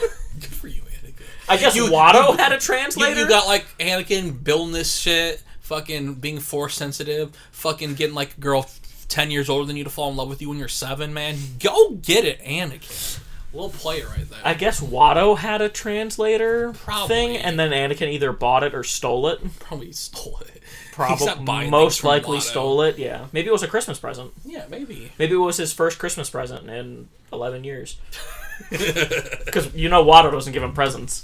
His Christmas present was, Or maybe Shmi bought it. Snippet, and then he's he gave his only present to Padme. Oh, Watto gave him a Japor snippet so they could be together forever. It's supposed to bring you good luck, Annie! Yeah. I like Kylo being the bad guy. I like that a lot. Because I guess I don't know if they redeem him in the end, that's fine, but he can still be the big bad in the movie. You know what I mean? Also, my thing is just if he's gonna be redeemed, have him live. Yes. But if he's gonna be he can be the bad guy and still get redeemed, you know what I mean? Just at the very end. Yeah. Yeah. Just as long as he survives. Mm-hmm. I still that is the part of the movie that is executed well is Kylo's redemption, thankfully. Just because Adam Driver sells it very well. But I still really don't like Kylo being redeemed and then dying. Yeah, it's very Vader-y. Very Vader-y. Mm-hmm. I know he stays good longer, because Vader was the last 5 minutes of his life he turned back to good. At least he gets to do something while he was good. Yeah, but still it's a little too Vader-y for my taste. I don't mind it. Obviously, I wish he would have lived, but like I said, Adam Driver. That would have been my last choice of all the options. That moment where him and Rey are just staring at each other through the Force thing, and he's by the right. There's his face in that moment. He's so childlike and it's just a great. If I had to pick the route for Kylo Ren, my last choice would have been him being redeemed and then dying. Yes, that's 3 out of 3. Yeah. Number 1, my number 1 would be redeemed and lives. Adam Driver. I want to see more of that. Number 2, bad guy doesn't get redeemed, dies. Yes. And then, of course, last option. What we got. Yeah. But they did it, like I said, they did it well with Adam. I feel like it's just because of Adam. Dude, Adam could, make soup on TV for 3 hours and I'd watch that shit. Yeah, I know. I'm just saying. It's incredible. It's just annoying. It's annoying. It's a little too Vader-y for my taste. So I do like him being the villain and dying the villain. Mm-hmm. Which is part of the script. We'll get there. Yeah. Yeah. So, what he finds in the Holocron, Kylo, which this we're going to have to do a little research on, because I don't know if this is a guy that already exists, but... Oh, is this about... Kylo, it leads him to Palpatine's former master, Tor Valum. And Tor Valum is described as this is... A lot of this information I'm getting, I'm going to credit this right now, is from a Polygon article, where they laid it out, so... There's multiple articles, Forbes, Polygon. The one I'm referencing is Polygon's. Is a ripped... They use the word ripped, jacked? Jacked. Yoked? 7,000-year-old Lovecraftian alien. I'm going to Google it once my phone loads. Who is Tor? Is this guy already a That's thing? What I'm looking up. Yeah, that's what I'm unfamiliar with his name. What is it? T-O-R? T-O-R space V-A-L-U-M. Former master, and he goes to him to train. So, but we all know Palpatine's master was Plagueis, right? So who's this guy? Like, is he like... Remember, this guy's 7,000 years old, so... Are you finding anything that's not related to the leak? He's a new character. Is he canon? No. Well, because he's only in this script. Oh, so you know, is there a Wikipedia for it, or is he there's no Wikipedias. All I found was a Reddit thread asking who the fuck this guy is, and everyone's saying he's a new character created for this script. So that's weird, isn't it? That was the name of Palpatine's Sith Master in the early script. So apparently, by new canon, this could have been Plagueis' real name, but since that version of the script went unused, it means nothing and is unknown. Palpatine killed his master. Oh, that could be Plagueis' real name. That's interesting. I never thought about that. Because we always refer to him as Darth Plagueis, but that's his Sith name. He does have a real name in Legends. That's not that, but obviously that doesn't really... Okay, that's interesting. That'd be cool. Like you said earlier, if Plagueis was back instead of Palpatine. Yeah, we'd have to know who that guy is, though. If he's like some random guy that just came out of nowhere and is like, oh, I was Palpatine's master, and he's not Plagueis, that seems a little weird. If he's Plagueis, that's dope. Yeah. And he goes to train with him, which cool. Of course. Fine. You find this... I'm kind of liking the script, to be honest. I don't know if it's better than 9. And it depends on but it's more like... Makes more sense story-wise. Like, and it depends on the execution. Yeah. But we'll get to one of the things that happens here, but one of the things coming up is like literally like my favorite thing in the world. So, and then, yeah, but he leaves because he goes to a cave, like a force cave, like on Dagobah. No, not Dagobah. Well, but like Dagobah. Yeah, like Dagobah. The one Rey found on Octu. Yeah. Like, he goes there and fights Vader in a force vision, and he loses. Which is cool. Yeah. I mean, seeing Kylo fight Vader would have been awesome. And always his biggest worry is that he's not stronger than Vader. So, of course, the Vision Vader would kick his ass. Yeah. Because as far as he sees it, Vader is unbeatable. Yeah. So I find that really cool, actually. But then he leaves to go find Rey after that happens.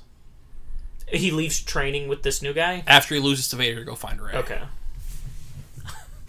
The new guy's okay with that? Mm-hmm. No, I don't think he cares. But, yeah.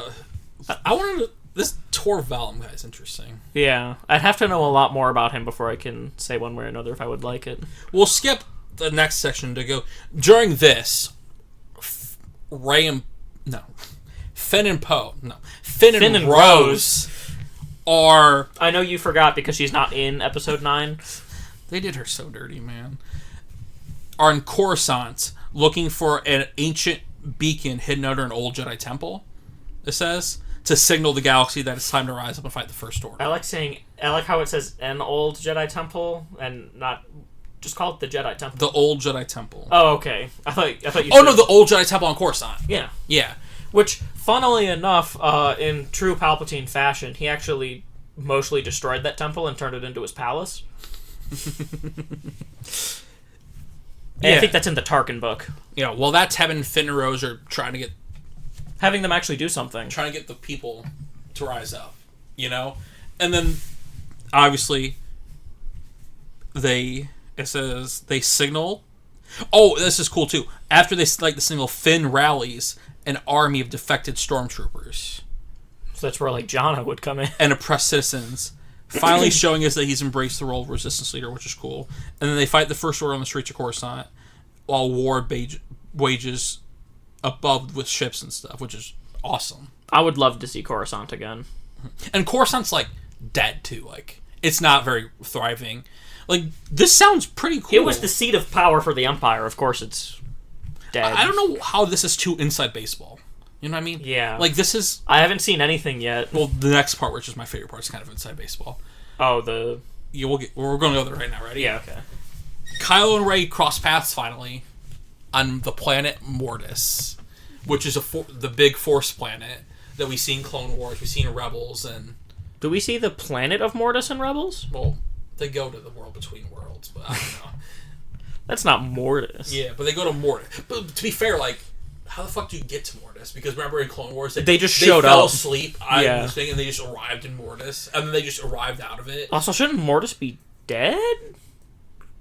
Because it started collapsing when Father died. Could have. When Anakin impaled them. Yeah, I don't know. It like everything started collapsing. Father died.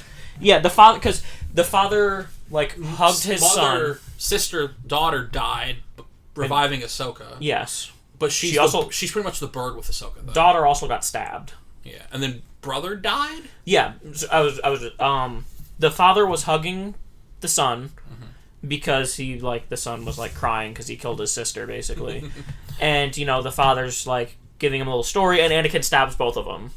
And kills them both. And once the father dies, the whole planet starts like collapsing. All the rocks that are floating fall, and everything's like looks. Or is it just the big temple they're on? No, everything. Like the whole area starts like collapsing, and they have to get out of there real fast. How do they get out of there? I don't even they remember. They black out again. Yeah, that's weird. They black out again, and they show up right in front of where they were supposed to be. Well, Mortis is pretty much like a force being, Mortis, so I'm sure it could like.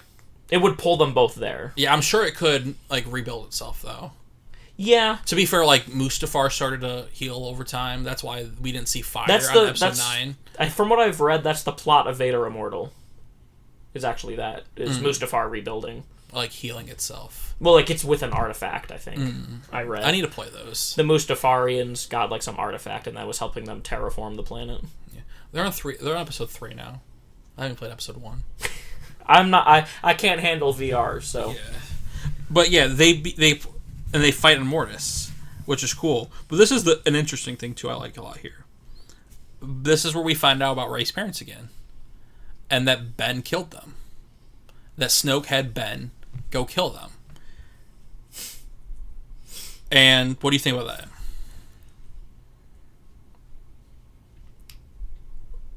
Why?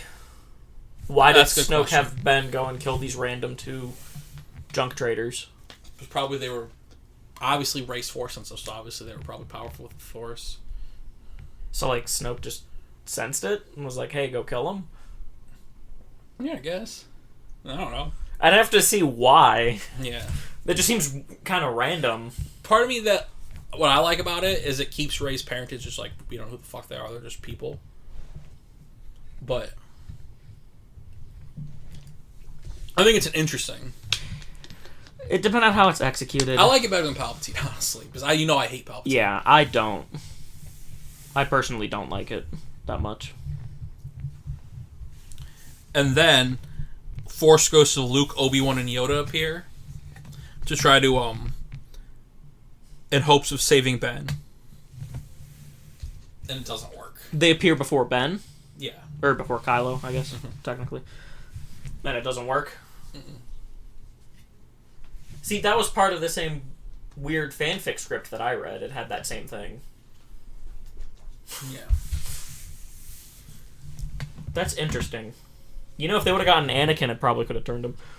That's all I'm saying. That is weird that Anakin wasn't there. Yeah. But he's too far gone. Yep. Which I do like we were talking about. I'd rather him die the bad guy than... be redeemed and then die. And then at the end, Rey defeats Kylo. Resistance allies triumph over the combined might of the First Order. And then they win. Yeah. Yay. And the Kylo dies. the bad guy. He doesn't get redeemed. Yeah. I think there's a lot of interesting things there. There's a lot of interesting things. Again, it all comes down to execution, obviously. Mm-hmm. And of course, it also comes. I mean, obviously, it's credible, but it's not confirmed. Mm-hmm. So, my favorite part about it is the Mortis thing. Yeah. I love the idea of them going to Mortis. I guess that's the one thing that they were like, oh, it's too inside baseball. I guess. That's the only thing. Because it's not like this other... It just really proves that they're trying to retract The Last Jedi. Well, because this other guy isn't even like an existing character to begin with. Unless it's Palpatine. You mean Plagueis? Yeah. Plagueis. Unless it is, but also Plagueis is mentioned in a movie, so that's not really inside baseball. Yeah. Especially because that's a name no one's heard of before, other than Plagueis, if it is Plagueis. Yeah. But they're calling him something else. Mm-hmm. So it's just a new fucking character at that point. Yeah. I think this movie works as a better sequel than Rise of Skywalker does to The Last Jedi. Obviously, it's not perfect. Yeah. Things that would change, but I love Mortis. I love the idea of Rey trying to rebuild the Jedi, or, like, fix them. I like that Palpatine's not as involved, but he's still there. And, like, he's still playing a role, even though he's not, like, actually there, like, his former master. And if that's Plagueis, that's actually brilliant. Yeah, if it's Plagueis, that's brilliant. And then the Rey killing Kylo's parents thing's fine. Because, you know me, I personally... Rey killing Kylo's parents? Yeah. They could still explain who they are better, though. Like, I'm sure maybe the script does, but, like, I don't know. Yeah. But I don't mind that, if they explain it well. Yeah, it just seems a little random with the information we have from this article. No, yeah, I'm sure the script explains why. Let me try to Google real quick. See if there was, like, more deep, like, because the actual script is out there, but I just didn't feel like reading it. It's just like Snoke's like, go kill those two. There has to be a reason. That's what I'm not sure of. Like, if they're just random drunk traders. Well, obviously, probably the same reason Palpatine had his own kids killed. Force sensitive. They had Rey. They won't want Rey to become into power because there's fear her. Well, also it's his kids his kid that he's killing, so I can also see that makes sense just because that's a Palpatine move. He doesn't want an heir. Okay, I'm gonna click on this, even though this was posted in March last year. It said Kylo killed Rey's parents, and we saw it happen. That's a fan theory, probably. Yes, I want to see what it says, though. Probably involving the Vision in Episode 7. Is there a Vision? In 7? Well, when she grabs the lightsaber? Yeah. Was there a scene of Kylo killing someone there? Yeah. When it's raining, and it looks like it's like from Luke's school or something, and he has that... With the Knights running around him? Yeah. And he stabs that one random guy. I bet you that's literally what that's talking about. Remember Internet? No, this is... What if they were among the villagers killed in the opening scene of The Force Awakens? It's funny. That's such a, like, threadbare... Can we see if I can find something from... Next theory, Lor Santeca was Rey's dad. Yeah, that'd be cool, actually. That'd be funny. Maybe it's her granddad. What if her other granddad is Lor Santeca? Huh? What if her other granddad is Lor Santeca? You have two grandparents. Yeah, that'd be funny. I just clicked on an article that said that, just to click on it, said Rise of Skywalker's Rey parents twist isn't a Last Jedi plot hole. I just want to read what it says from Screen Rant. Great content. Yes, great content. I'm not sure how to fill the dead air while you're reading. Yeah, I don't know how to feel about that other script. I kind of like it. Like, because it's so different to compare. It doesn't go back on characters' arcs that they're having, like Palpatine does. Palpatine kind of detracts a lot of Rey's arc. Yeah. But it also goes into, like, her becoming her own and rejecting the name, which I like, but also, like... I like that better. I don't like... Why does everybody have to be... I love Rey, so I'm obviously very passionate about this. Yes. They just won't let her be her own character. Millennium Falcon, Luke's lightsaber, Palpatine. Like, you can't just be someone, you know? When we were watching the prequels, we're like, where's Obi-Wan's family?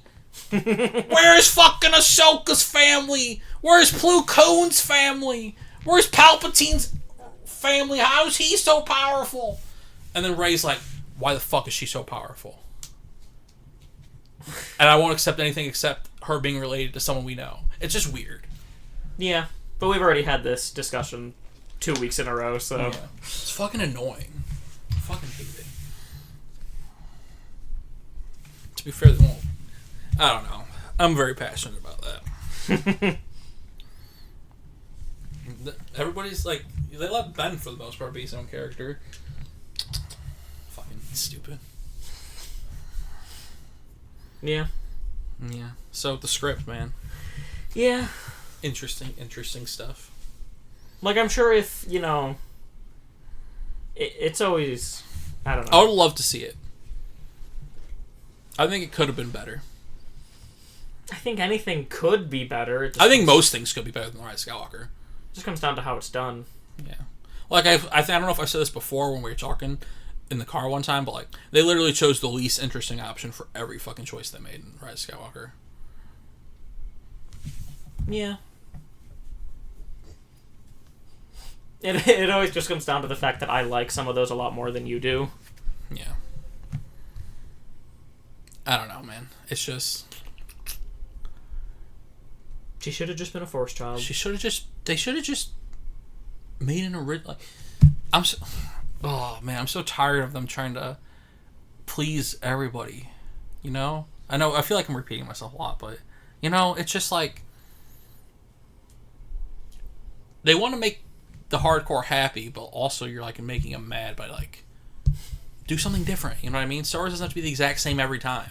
Yeah. I think it's that they're too worried about having a prequel-level reaction.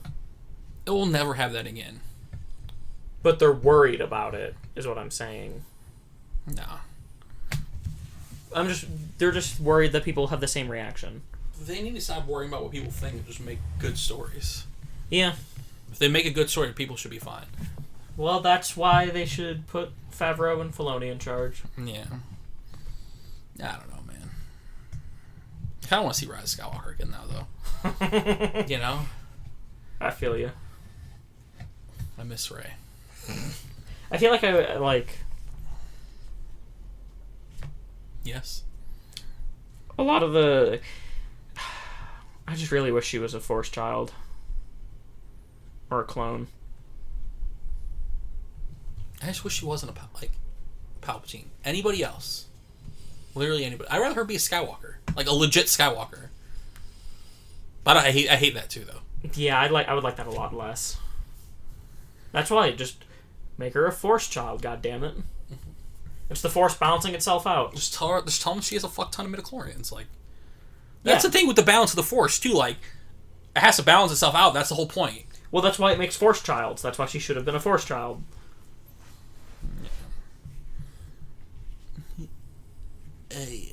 I hate the line, too. You have my power. I fucking hate Palpatine, man. God damn. I was never a big Palpatine fan to begin with. I respect him in the prequels, but this makes me like Palpatine less. He's still probably my favorite character.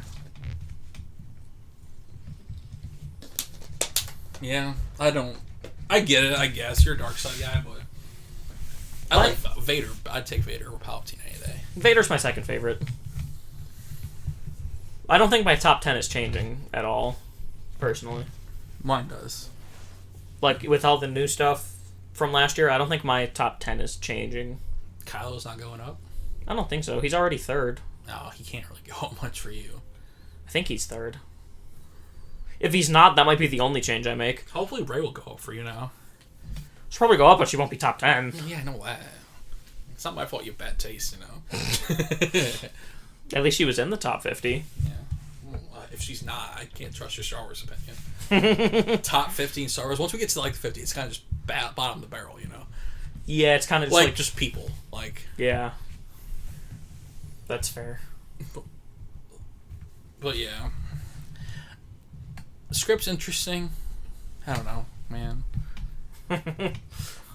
I'm just sad now. Of what could have been, you know? I feel like episode 9 could have been so much better. One day they'll plan ahead. They better. One day. When in 2022, when the next Star Wars movie is directed by Taika Waititi. Yeah, we discussed this before, but I really wonder who's gonna direct the next. Rian Johnson. You think his trilogy or his set of movies is next? Nah, I don't think they're gonna do that for a while. They're gonna wait. They're gonna wait. Yeah. I don't know. It's hard to trust Disney's decision. Where they're going with the movies at this point. Like TV wise, I don't have any problems. I'm not worried at all. Yeah. But when it comes to movies, I don't know, man. High Republic should be cool, but yeah. We'll have to see how it goes. Yeah. And also that'll also be like, we can't really tell if they have much of a plan until the second one. Right? Hopefully they do. Like we talked about last week, High Republic looks fun. I had an idea it could be cool. Yeah. But yeah, I think that's it, Dan. Yeah, I think so. We had a fun discussion. Let us know in the comments. What do you think of the new script? Are you tired of me talking about Rey so much? Just let me know, you know? Literally any feedback would be productive. Like, just say something. Say you liked it, say you didn't like it. Just tell us how you feel, you know? We could use the feedback, you know? Just know someone's out there. Like I said, I'm not sure if our friends listen anymore. But yeah. I always just imagine whenever we say stuff like that, I always just imagine, like, say, like, a year or two down the line, we actually have viewers and they watch, like, the old episodes and they're always like, why do they keep saying no one watches? They have, like, 20,000 subscribers. I was going to say 20 subscribers, but... Yeah. It's okay. It's okay. Yeah. We'll keep chugging, even if no one's there. We'll keep chugging. Next week we'll be back. We're going to try to do a video on Tuesday. Like I said, we're going to try to do one every Tuesday and Thursday. And then we failed the second week. Failed the second week because, let's be honest, like I said, I don't know if anyone's watching. It's okay if we missed it. We're not letting anyone down, you know? We're going to start recording... We're going to do some videos. And we're going to branch out from Star Wars, kind of, and do some weird gaming stuff. We're going to also record some Tuesday videos in bulk. Yeah. Going forward, so we should be pretty good for hitting that every Tuesday. Yeah. Next week, we're going to try for Resistance Season 2 review. Gonna try. No promises, but it's likely. Because we're probably going to knock out 8 episodes today, at least. Yeah. And we'll only have, like, 9 or 10 left, so... Yeah. And we'll obviously record next week, so we'll hang out and watch it, so... Yeah, we're going to try for that. And, yeah, so... Just, honestly, any feedback would be great. Like, tell your friends... Subscribe, spread the word. Link it wherever you go on the internet. Retweet, you know. The next time your mom texts you saying to take out the garbage, just send her a link to this video. Share. That's the best thing you could do for us. Just share it. Go to a nursing home. Go to all the TVs and Chromecast. Yeah, next time you visit Meemaw in the nursing home, just throw it on the TV. Yeah. And leave. They won't know how to fix it. They're fucking 90. They're still playing the Wii, you know? When your teacher tells you to turn in your assignment, your essay, your college dissertation, just send them a link to our video at the bottom, you know? Sources used, our video. Right. For your college doctorate on quantum physics. And just link it everywhere. It's like you could do your thesis on us on how to depressed people do a Star Wars podcast to try to find some happiness in the world, you know? In a fandom that thrives on destroying your happiness, you know? That'd be a good thesis paper. Yeah. That'd be a good, like, social experiment. Right. We're running that experiment on ourselves. Right. Like I said. The effects of a toxic fandom. Between this and Game of Thrones, we're dead inside. The mentality. This, you can just see, like, if we had, like, a bar graph for, like, our psyche levels, and it just, like, drops precipitously. I low-key really want to go to a nursing home now after this and just try to get our video on the thing. My grandma's in a nursing home. You want to go and try? Yeah, let's go visit her. Let's go see Meemaw. I'll call her Meemaw. But yeah, like I said, share, subscribe. We have a fun idea for a Let's Play series coming up, and it's not Star Wars, but it might be fun. We'll see if we'll see if you guys like it. I think our friends will like it, but maybe get some new viewers in. It'll be fun. Hey, pulling in from non-Star Wars fans, and they'll come here and be like, "I fucking hate Star Wars." Ew. We need more than just Star Wars content anyway. Yeah. We start branching out. But we're going to get to a point where we can't talk about Star Wars every week. Yeah. Extensively. But yeah, if we keep getting news like this, we'll have enough time every week. You know? Yeah, but yeah, thanks for watching. Like I said, share, subscribe, like, retweet, blah, blah, blah, blah, blah. Text a link to your friends, email them to your boss. Yeah. Give them to put up flyers around town, you know? Yeah. Lost video flyers, and it's just a QR code that leads right to this video. With this timestamp so they can hear this. Yes. Yeah. Well, thanks for listening if you're out there. Love you guys. Bye.